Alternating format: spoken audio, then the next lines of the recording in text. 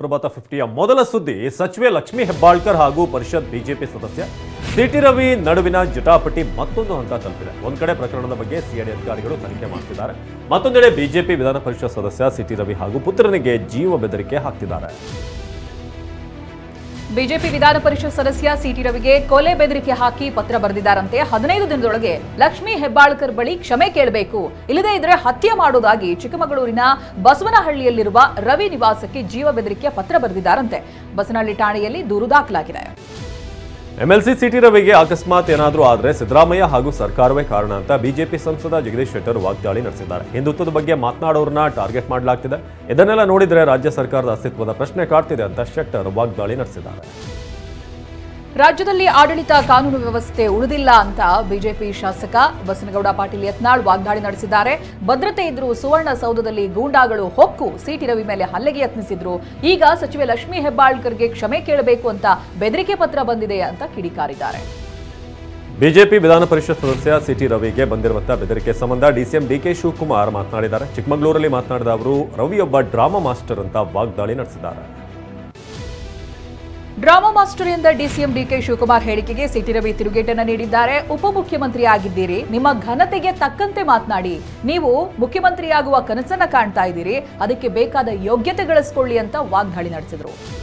ಬೆಳಗಾವಿಗೆ ಬಂದು ನೀವು ಬದುಕಿದ್ದೇ ಪುಣ್ಯ ಅಂದಿದ್ರಿ ಎಂದ ಡಿಕೆಗೆ ಸಿಟಿ ರವಿ ತಿರುಗೇಟು ನೀಡಿದ್ರು. ನೀವು ಗೂಂಡಾಗಳ, ನಾವು ಹೆದರು ಬಿಡಬೇಕಾ? ಡಿಕೆ ಶಿವಕುಮಾರ್ ಹೇಳದಂತೆ ಅಂತರಂಗ ಪರಮಾತ್ಮಕ್ಕೆ ಬಿಟ್ಟಿದ್ದು, ಹಾಗೆ ಅಂತರಂಗ ಪರಮಾತ್ಮನಿಗೆ ಎಲ್ಲ ಸಂಗತಿ ಗೊತ್ತಿರುತ್ತೆ, ಅಲ್ಲಿ ಮುಚ್ಚಿಡಲು ಸಾಧ್ಯವಿಲ್ಲ ಅಂತ ಹೇಳಿದ್ದಾರೆ.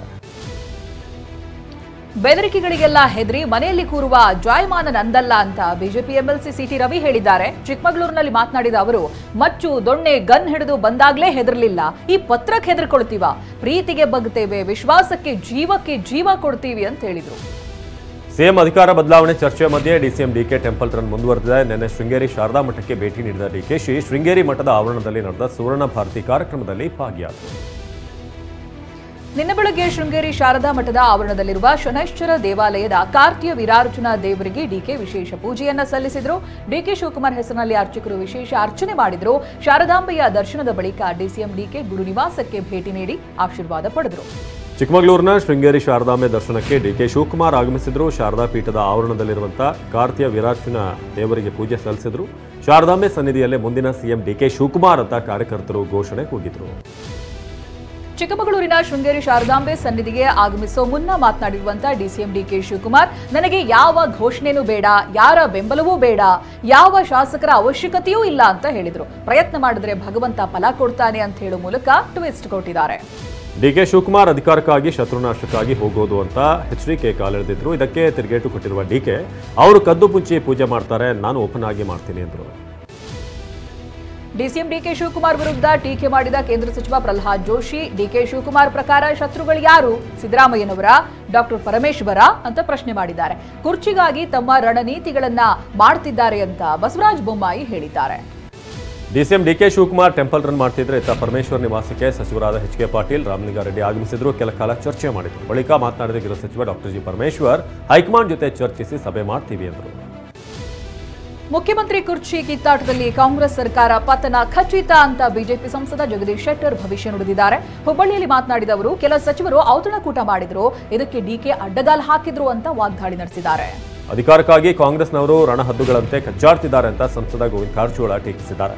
ಅತ್ತ ಬಿವೈ ವಿಜೇಂದ್ರ ಅಧಿಕಾರವನ್ನು ಒದ್ದು ಕಿತ್ತುಕೊಳ್ಳಲು ಚಾಲನೆ ನೀಡಿದ್ದಾರೆ ಅಂತ ವ್ಯಂಗ್ಯವಾಡಿದ್ದಾರೆ. ವಿಜೇಂದ್ರ ಹಾಗೂ ರೆಬಲ್ ಶಾಸಕ ಯತ್ನಾಳ್ ಬಣದ ನಡುವಿನ ಕಿಚ್ಚು ದಗದಗ ಅಂತಿದೆ. ನಿನ್ನೆಯಷ್ಟೇ ವಿಜೇಂದ್ರ ಸೋತ ಅಭ್ಯರ್ಥಿಗಳ ಸಭೆಯನ್ನ ನಡೆಸಿದ್ರು. ಈ ಸಭೆಗೆ ಯತ್ನಾಳ್ ತಿರುಗೇಟನ್ನು ನೀಡಿದ್ದು, ಶಾಸಕರ ಸೋಲಿಗೆ ಕಾರಣ ಯಾರು ಅನ್ನೋದು ಆತ್ಮವಿಮರ್ಶೆ ಮಾಡಿಕೊಳ್ಳಿ ಅಂತ ತಿರುಗೇಟು ನೀಡಿದ್ದಾರೆ. ರಾಜ್ಯದಲ್ಲಿ ನಾಯಕರಿಗೆ ನೀಡಿರುವಂತಹ ಹೊಣೆಗಾರಿಕೆಯಲ್ಲಿ ಯಾವುದೇ ಬದಲಾವಣೆ ಇಲ್ಲ ಅಂತ ಸಭೆಯ ಮೂಲಕ ಬಿವೈ ವಿಜೇಂದ್ರ ಸಂದೇಶ ರವಾನಿಸಿದ್ರು. ಎಲ್ಲರೂ ಸೇರಿ ಪಕ್ಷವನ್ನ ಮತ್ತೆ ಕಟ್ಟೋಣ, ಪಂಚಾಯಿತಿ ಚುನಾವಣೆಗೆ ಎಲ್ಲರೂ ಸಜ್ಜಾಗುವಂತೆ ಬಿವೈವಿ ಕರೆ ನೀಡಿದ್ರು. ವಿಜೇಂದ್ರ ಕರೆದಿದ್ದ ಸಭೆಗೆ ಶಾಸಕ ಯತ್ನಾಳ್ ಬೆಂಕಿ ಉಗುಳಿದ್ದಾರೆ. ಯಾರು ಆತ್ಮಸಾಕ್ಷಿಯಾಗಿ ಸಭೆ ಹೋಗಿಲ್ಲ, ಅವರೆಲ್ಲ ಮಾಜಿಗಳಾಗಲು ಕಾರಣ ಯಾರು? ಅದರ ಹಿಂದೆ ಇದ್ದಿದ್ದು 2 ಕೈಗಳ ಇಲ್ಲ 4 ಕೈಗಳ ಅನ್ನೋದು ನಿನ್ನೆಯ ಸಭೆಯಲ್ಲಿ ಆತ್ಮಾವಲೋಕನ ಆಗಬೇಕಿತ್ತು ಅಂತ ವ್ಯಂಗ್ಯವಾಡಿದ್ದಾರೆ. ಬಿಜೆಪಿ ಪ್ರಜಾಪ್ರಭುತ್ವವನ್ನು ನಂಬಿರುವ ಪಕ್ಷ, ಎಲ್ಲರಿಗೂ ಅವರದೇ ಆದ ಅಭಿಪ್ರಾಯ ಇರುತ್ತೆ ಅಂತ ತಮಿಳುನಾಡು ಬಿಜೆಪಿ ಅಧ್ಯಕ್ಷ ಕೆ ಅಣ್ಣಾಮಲೈ ಹೇಳಿದ್ದಾರೆ. ಉಡುಪಿಯಲ್ಲಿ ಮಾತನಾಡಿದ ಅವರು, ಭಾರತೀಯ ಜನತಾ ಪಕ್ಷ ಕಾರ್ಯಕರ್ತರನ್ನ ಕೇಂದ್ರೀಕರಿಸಿಕೊಂಡ ಪಕ್ಷವಾಗಿದೆ ಅಂತ ಹೇಳಿದರು. ಬಿಜೆಪಿಯಲ್ಲಿ ನಡೆಯುತ್ತಿರುವ ಆಂತರಿಕ ಕಚ್ಚಾಟ ವಿಚಾರದಲ್ಲಿ ಕೇಂದ್ರ ಸಚಿವ ಎಚ್.ಡಿ. ಕುಮಾರಸ್ವಾಮಿ ಅಂತರ ಕಾಯ್ದುಕೊಂಡಿದ್ದಾರೆ. ರಮೇಶ್ ಜಾರಕಿಹೊಳಿ ತಂಡ ದಳಪತಿಯನ್ನ ಭೇಟಿ ಮಾಡಿ ಬಿಜೆಪಿ ಹೈಕಮಾಂಡ್ ನಾಯಕರ ಬಳಿ ಈ ವಿಚಾರ ಪ್ರಸ್ತಾಪ ಮಾಡಬೇಕು ಅಂತ ಮನವಿ ಮಾಡಿದ್ರು. ಆದರೆ ಎಚ್.ಡಿ.ಕೆ ನನ್ನಿಂದ ಆಗಲ್ಲ, ಇದರಲ್ಲಿ ತಲೆ ಹಾಕಲ್ಲ ಅಂತ ದೋಸ್ತಿ ನಾಯಕರಿಗೆ ಹೇಳಿದ್ದಾರಂತೆ.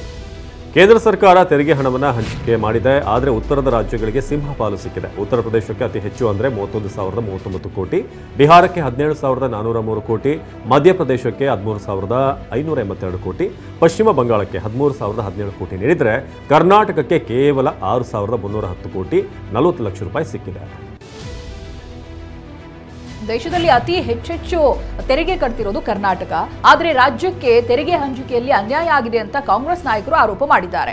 ನಮ್ಮ ತೆರಿಗೆ ನಮ್ಮ ಹಕ್ಕು, ಬಿಜೆಪಿಯ ಇಷ್ಟೊಂದು ಸಂಸದರಿದ್ರು ರಾಜ್ಯಕ್ಕೆ ಆಗ್ತಿರುವಂತ ಅನ್ಯಾಯ ನೋಡ್ತಾ ಯಾಕೆ ಮೌನವಾಗಿದ್ದಾರೆ ಅಂತ ಡಿಕೆ ಆಕ್ರೋಶ ಹೊರಹಾಕಿದ್ರು. ಶರಣಾಗತಿಯಾದ 6 ನಕ್ಸಲರು ಬಳಸ್ತಾ ಇದ್ದಂಥ ಶಸ್ತ್ರಾಸ್ತ್ರಗಳು ಪತ್ತೆಯಾಗಿವೆ. ಚಿಕ್ಕಮಗಳೂರಿನ ಜಯಪುರ ಠಾಣಾ ವ್ಯಾಪ್ತಿಯ ಮೇಗೂರು ಅರಣ್ಯದಲ್ಲಿ ಶಸ್ತ್ರಾಸ್ತ್ರಗಳು ಪತ್ತೆಯಾಗಿದೆ. AK-47 ರಿವಾಲ್ವರ್ ಬಂದೂಕು ಸೇರಿ 6 ವೆಪನ್ಗಳನ್ನು ಗುಂಡಿ ತೋಡಿ ಹೂತಿಡಲಾಗಿತ್ತು. 2 ದಿನ ಹುಡುಕಾಟ ನಡೆಸಿ ಪೊಲೀಸರು ವಶಕ್ಕೆ ಪಡೆದಿದ್ದಾರೆ. ನಕ್ಸಲರು ವೆಪನ್ಸ್ಗಳನ್ನು ಒಪ್ಪಿಸದೇ ಇರೋದು ಚರ್ಚೆಗೆ ಗ್ರಾಸವಾಗಿದೆ. ನಕ್ಸಲರು ಶರಣಾದ ಪ್ರಕ್ರಿಯೆ ಮತ್ತೆ ವೆಪನ್ಸ್ ಒಪ್ಪಿಸದ ನಕ್ಸಲರಿಗೆ ಪ್ಯಾಕೇಜ್ ನೀಡಿದ ಯಾಕೆ ಅಂತ ಬಿಜೆಪಿ ಪ್ರಶ್ನಿಸಿದೆ. ಪ್ಯಾಕೇಜ್ ಘೋಷಣೆಗೆ ವಿರೋಧ ಇಲ್ಲ ಅಂತ ಹೇಳಿರುವಂತಹ ಬಿಜೆಪಿ ನಾಯಕರು ನಕ್ಸಲರ ವಿಚಾರಣೆ ಆದ್ಮೇಲೆ ಪ್ಯಾಕೇಜ್ ಕೊಡಬೇಕಿತ್ತು, ತರಾತುರಿ ಯಾಕೆ ಅಂತ ಕಿಡಿಕಾರಿದ್ದಾರೆ. ಇನ್ನು ಸರ್ಕಾರವೇ ನಕ್ಸಲರಿಗೆ ಶರಣಾಗಿದೆ ಅಂತ ಪರಿಷತ್ ವಿಪಕ್ಷ ನಾಯಕ ಚಲವಾದಿ ನಾರಾಯಣಸ್ವಾಮಿ ಆರೋಪಿಸಿದ್ದಾರೆ. ಇದಕ್ಕೆ ತಿರುಗೇಟು ಕೊಟ್ಟಿರುವ ಸಚಿವ ಡಿ ಸುಧಾಕರ್ ಮೊಸರಲ್ಲಿ ಕಲ್ಲು ಹುಡುಕುವ ಕೆಲಸ ಇದು ಅಂತ ಕುಟುಕಿದ್ದಾರೆ. ವಂಚಕಿ ಐಶ್ವರ್ಯ ಗೌಡ ಪತಿ ಹರೀಶ್ ಗೌಡ ಹೆಸರಿನಲ್ಲಿದ್ದಂತ 60 ಲಕ್ಷದ ಬೆನ್ಸ್ ಕಾರನ್ನ ಕೆಪಿಸಿಸಿ ಕಾರ್ಯಾಧ್ಯಕ್ಷ ವಿನಯ್ ಕುಲಕರ್ಣಿಗೆ ಗಿಫ್ಟ್ ನೀಡಿದ್ಲು. ಈಗ ಎಸಿಪಿ ಭರತ್ ರೆಡ್ಡಿ ತಂಡ ಈ ಕಾರನ್ನ ಸೀಸ್ ಮಾಡಿದ್ದಾರೆ. ಇನ್ನು ಮಂಡ್ಯದಲ್ಲೂ ಐಶ್ವರ್ಯ ವಿರುದ್ಧ ವಂಚನೆ ಕೇಸ್ ದಾಖಲಾಗಿದ್ದು ವಿಚಾರಣೆಗೆ ಹಾಜರಾಗುವಂತೆ ನೋಟಿಸ್ ನೀಡಲಾಗಿದೆ. ದೆಹಲಿ ವಿಧಾನಸಭಾ ಚುನಾವಣೆಗೆ ಬಿಜೆಪಿಯು 2ನೇ ಪಟ್ಟಿಯನ್ನು ರಿಲೀಸ್ ಮಾಡಿದೆ. 29 ಅಭ್ಯರ್ಥಿಗಳ ಹೆಸರನ್ನ ಫೈನಲ್ ಮಾಡಲಾಗಿದೆ. ಕಪಿಲ್ ಮಿಶ್ರಾ ಮತ್ತು ಹರೀಶ್ ಖುರಾನರನ್ನ ಕ್ರಮವಾಗಿ ಕರ್ವಾಲ್ ನಗರ್ ಹಾಗೂ ಮೋತಿನಗರದಿಂದ ಕಣಕ್ಕಿಳಿಸಿದೆ. ಇನ್ನು ನರೇಲಾದಿಂದ ರಾಜ್ಕರಣ್ ಖತ್ರಿ, ಥಿಮಾರ್ಪುರದಿಂದ ಸೂರ್ಯಪ್ರಕಾಶ್ ಖತ್ರಿ, ಮುಣ್ಕಾದಿಂದ ಗಜೇಂದ್ರ ದಾರಾಲ್, ಕಿರಾರಿಯಿಂದ ಬಜರಂಗ್ ಶುಕ್ಲಾ ಬಿಜೆಪಿ ಅಭ್ಯರ್ಥಿಗಳಾಗಿದ್ದಾರೆ. ಬೋಫೋರ್ಸ್, ರಫೇಲ್ ನಂತರ ಈಗ ಭಾರತೀಯ ಸೇನೆ ಹೈಟೆಕ್ ರೋಬೋಟ್ಗಳನ್ನು ಬಳಸಿಕೊಳ್ತಾ ಇದೆ. ಇಂಥ ರೋಬೋಟ್ಗಳ ಪ್ರದರ್ಶನವನ್ನು ಪುಣೆಯಲ್ಲಿ ಮೊದಲ ಬಾರಿಗೆ ಸಾರ್ವಜನಿಕ ಪ್ರದರ್ಶನ ಮಾಡಿದೆ. ಪುಣೆಯ ಬಾಂಬೆ ಇಂಜಿನಿಯರ್ಸ್ ಪೆರೇಡ್ ಗ್ರೌಂಡ್ನಲ್ಲಿ ಈ ರೋಬೋಟಿಕ್ ಮೋಲ್ಸ್ ಪ್ರದರ್ಶನ ಮಾಡಲಾಗಿದೆ. ಬಿಹಾರ ಲೋಕಸೇವಾ ಆಯೋಗದ ಎಡವಟ್ಟಿನ ವಿರುದ್ಧ ವಿದ್ಯಾರ್ಥಿಗಳು ಪ್ರತಿಭಟನೆ ಮುಂದುವರೆಸಿದ್ದಾರೆ. ಬಹಳ ದಿನದಲ್ಲೂ ಕೂಡ ಬಿಹಾರ ಬಂದ್ಗೆ ಕರೆಯನ್ನ ಕೊಡಲಾಗಿತ್ತು. ಅದರ ಅಂಗವಾಗಿ ನಿನ್ನೆ ಛತ್ರ ಜನಶಕ್ತಿ ಪರಿಷತ್ ಕಾರ್ಯಕರ್ತರು ಪಂಜಿನ ಮೆರವಣಿಗೆಯನ್ನು ನಡೆಸಿದರು. ಮರುಪರೀಕ್ಷೆ ನಡೆಸುವುದಕ್ಕೆ ನಿರ್ಧರಿಸಿದ ಬಿಪಿಎಸ್ಸಿ ವಿರುದ್ಧವಾಗಿ ಇದೀಗ ಆಕ್ರೋಶ ವ್ಯಕ್ತವಾಗ್ತಾ ಇದೆ. ಬಿಹಾರ ಸಿಎಂ ನಿತೀಶ್ ಕುಮಾರ್ ಬೆಂಗಾವಲು ಪಡೆಯ ವಾಹನ ಕೈಕೊಟ್ಟಿತ್ತು. ಸಿಎಂ ನಿತೀಶ್ ಕಾರ್ಯಕ್ರಮ ನಿಮಿತ್ತ ಹೆಲಿಕಾಪ್ಟರ್ಗೆ ಅಲ್ಲಿ ದರ್ಬಾಂಗ್ಗೆ ಆಗಮಿಸಿದ್ರು. ಇನ್ನು ಇಲ್ಲಿಂದ ಕಾರ್ನಲ್ಲಿ ಹೋಗಬೇಕಾಗಿತ್ತು. ಆದರೆ ಸಿಎಂ ಕಾರು ಹೊರಡುವ ವೇಳೆಗೆ ಬೆಂಗಾವಲು ವಾಹನ ಕೈಕೊಟ್ಟಿತ್ತು. ತಕ್ಷಣವೇ ಸಿಬ್ಬಂದಿ ಪೊಲೀಸ್ ಜೀಪನ್ನು ಪಕ್ಕಕ್ಕೆ ತಳ್ಳಿದರು. ಪಶ್ಚಿಮ ಬಂಗಾಳದ ಮಿಡ್ನಾಪುರ್ ಮೆಡಿಕಲ್ ಕಾಲೇಜ್ ಆಸ್ಪತ್ರೆಯಲ್ಲಿ ಎಕ್ಸ್ಪೈರ್ ಆದ ಸಲಾನ್ ಬಳಸಿದ್ರಿಂದ 21 ವರ್ಷದ ಬಾಣಂತಿ ಮೃತಪಟ್ಟಿದ್ದಾರೆ. ಆಸ್ಪತ್ರೆ ಸಿಬ್ಬಂದಿ ನಿರ್ಲಕ್ಷ್ಯವನ್ನ ಖಂಡಿಸಿ ಸಂಬಂಧಿಕರು ಪ್ರತಿಭಟನೆ ನಡೆಸಿದರು. ಬಾಣಂತಿ ಕುಟುಂಬದವರಿಗೆ ಹಲವು ಸಂಘಟನೆಗಳು ಸಾಥ್ ನೀಡಿದ್ವು. ಚಳಿಯನ್ನು ಲೆಕ್ಕಿಸದೆ ರಾತ್ರಿ ಇಡೀ ಧರಣಿ ನಡೆಸಿದರು. ಉತ್ತರ ಪ್ರದೇಶದ ಅಯೋಧ್ಯೆಯಲ್ಲಿ ಶ್ರೀರಾಮ ಮಂದಿರದ ಪ್ರಾಣ ಪ್ರತಿಷ್ಠಾಪನೆಗೆ ವಾರ್ಷಿಕೋತ್ಸವ ಸಂಭ್ರಮ ಮನೆ ಮಾಡಿತ್ತು. ನಿನ್ನೆಯಿಂದ ಅಯೋಧ್ಯೆ ರಾಮ ಮಂದಿರದಲ್ಲಿ 3 ದಿನಗಳ ವಿಶೇಷ ಪೂಜೆಯನ್ನು ಆಯೋಜಿಸಲಾಗಿದ್ದು ಗಣ್ಯರ ಜೊತೆ ಸಾಮಾನ್ಯ ಜನರಿಗೂ ಕೂಡ ಶ್ರೀರಾಮನ ದರ್ಶನಕ್ಕೆ ಅವಕಾಶ ಕಲ್ಪಿಸಲಾಗಿದೆ.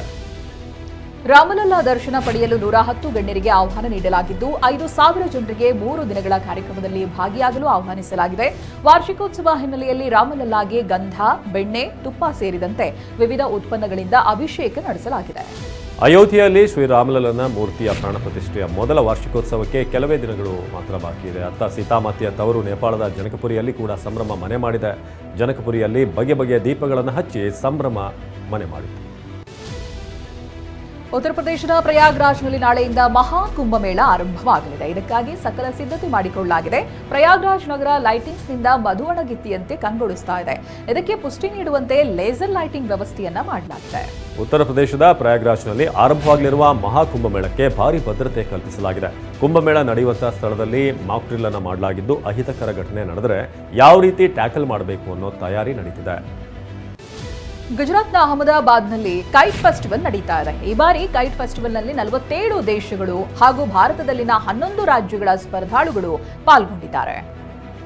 ಆಪಲ್ ಕಂಪ್ಯೂಟರ್ ಸ್ಥಾಪಕ ಸ್ಟೀವ್ ಜಾಬ್ಸ್ ಪತ್ನಿ ವಿಶ್ವವಿಖ್ಯಾತ ವಾರಣಾಸಿಯ ವಿಶ್ವನಾಥನ ದರ್ಶನ ಪಡೆದಿದ್ದಾರೆ. ಸ್ಟೀವ್ ಜಾಬ್ಸ್ ಪತ್ನಿ ಲಾರೆನ್ ಪವೆಲ್ ಜಾಬ್ಸ್ ಜೊತೆಗೆ ಅವರ ಕುಟುಂಬ ಸದಸ್ಯರು ಹಾಗೂ ಸ್ನೇಹಿತರು ಕೂಡ ಸಾಥ್ ನೀಡಿದರು. ತೆಲುಗಿನ ಐಕಾನ್ ಸ್ಟಾರ್ ಅಲ್ಲು ಅರ್ಜುನ್ ತಂದೆ ಅಲ್ಲು ಅರವಿಂದ್ ತಮ್ಮ 76ನೇ ಬರ್ತ್ಡೇಯನ್ನ ಆಚರಿಸಿಕೊಂಡಿದ್ದಾರೆ. ಹೈದರಾಬಾದ್ ನಿವಾಸದಲ್ಲಿ ಪುಷ್ಪಾ ಕಾ ಬಾಪ್ ಹೆಸರಿನ ಕೇಕ್ ಕತ್ತರಿಸಿ ಹುಟ್ಟುಹಬ್ಬವನ್ನ ಆಚರಿಸಿಕೊಂಡಿದ್ದಾರೆ. ಪುಷ್ಪಾ 2 ಸಿನಿಮಾದ ವಿಶಿಷ್ಟ ಕೇಕ್ ಮಾಡೋ ಮೂಲಕವಾಗಿ ಹುಟ್ಟುಹಬ್ಬ ಸಂಭ್ರಮಿಸಿದ್ದಾರೆ.